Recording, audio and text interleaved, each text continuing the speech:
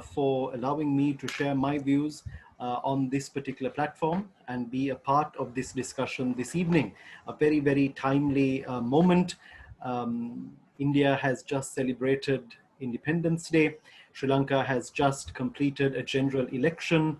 Platforms, which has already been emphasized and discussed, has been the historic connection based on religious diplomacy, or we'll talk about Buddhist diplomacy. And this is something that has cemented our two countries for centuries. This is something that has bound us together. We've had occasions on which relations have soared.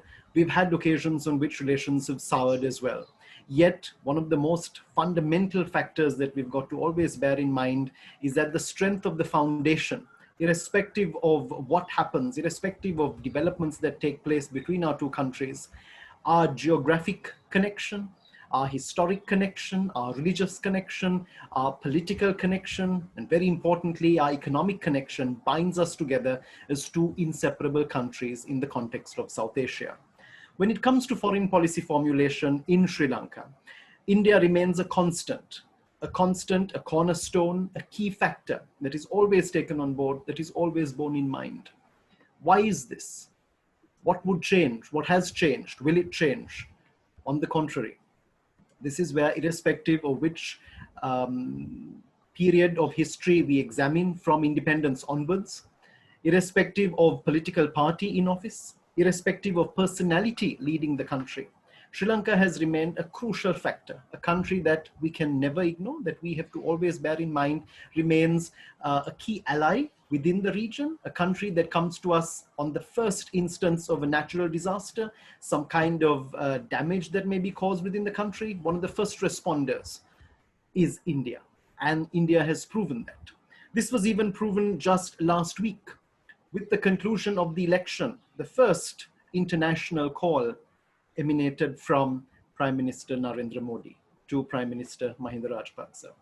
This goes to show the centrality of our relationship, and also the fact that whether it is in New Delhi or whether it is in Colombo, the strength, the importance of the relationship only continues to grow. I want to look at the bigger picture in my intervention. There have been very valuable points that have been raised by our chief guests this evening, as well as Professor Kakar also, and I'm sure will also be raised by our other panelists this evening, where we can look at ways and means through which we identify tangible measures, measures through which we are going to take our relationship forward. Frequent interactions at the summit level between the leadership of the two countries, between the legislatures of the two countries, between the judiciaries of the two countries, whether it be in the sporting arena, whether it be in whatever plethora of area of activity our two countries enjoy, greater connectivity. Our people have to meet, just like our leaders have to meet, so do our people. Suresh ji also mentioned the fact of tourism, using it, one destination and going to two countries, combining our policies, combining our approaches and policies, deepening of trade ties, widening of the economic connections that we enjoy. We have a free trade agreement which must be expanded that much further. We've got to understand the potential, not just of working with one state, two states, but across India. This is the enormity of the size of this country.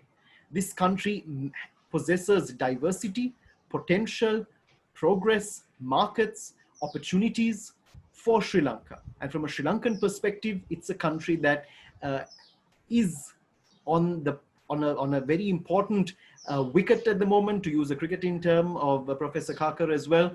Sri Lanka, India and Sri Lanka are on a very, very good wicket at this current stage, which needs to be taken note of, which needs to be enhanced that much further. Whether we look at widening our shipping connectivity, talking about the Indian Ocean, talking about the patrolling of the Indian Ocean, talking about revitalization of joint collaboration in the Indian Ocean, there is so much more that our two countries can do together. But whilst that remains a very important factor, which I know will be delved in much deeper today, I want to take the discussion on to another level. And that is look at not just Sri Lanka and India, but look at South Asia. Look at what we can do. Look at the potential that we possess. Look at what this century is. We're talking about the Asian century. We are 20 years into the 21st century. We are at a very, very important juncture. We've got to assert our position in the world as Asian countries. We have a South Asian identity. We need to also be mindful of the greater involvement of our country with uh, the rest of Asia, irrespective of the part. South Asia has huge potential of working together, and this is something that came up just a few months ago. COVID brought with it a lot of problems, a lot of death, a lot of suffering to people. It brought about mental trauma. It brought about so many negative factors.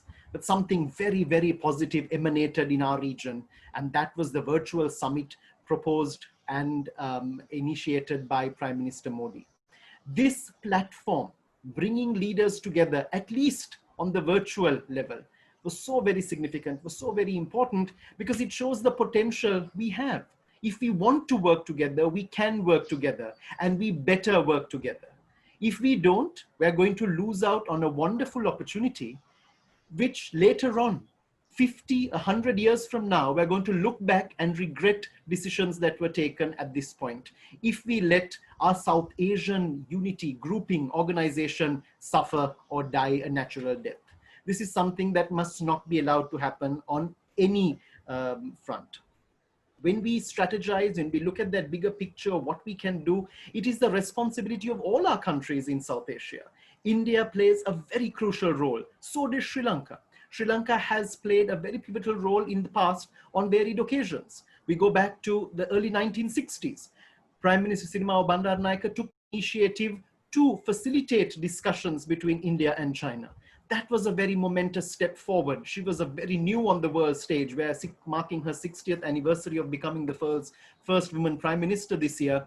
And she took a very bold step in helping two friends of Sri Lanka, India and China. We did not want any form of violence. We did not want any form of tension. We wanted to allay that.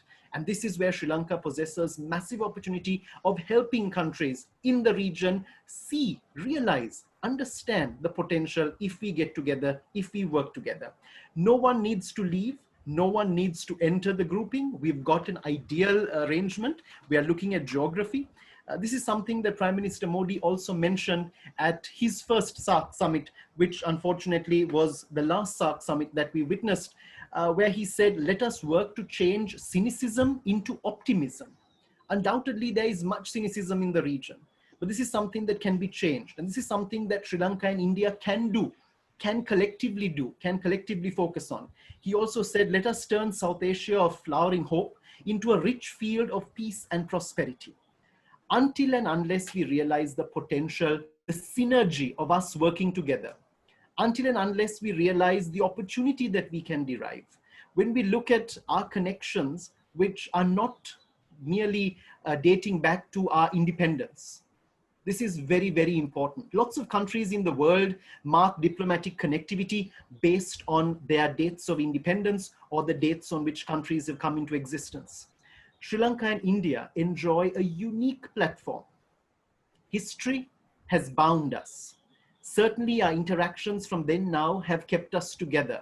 The future looks extremely positive, extremely progressive, if, only if we realize, if we grab the opportunity, if we strategize, if we look at the joint collaboration activity, only then are we going to realize the synergetic effect, impact of what we can do as two collective countries working in the context of South Asia. We've got to contribute towards the achievement of the Asian century. We've got to be stakeholders.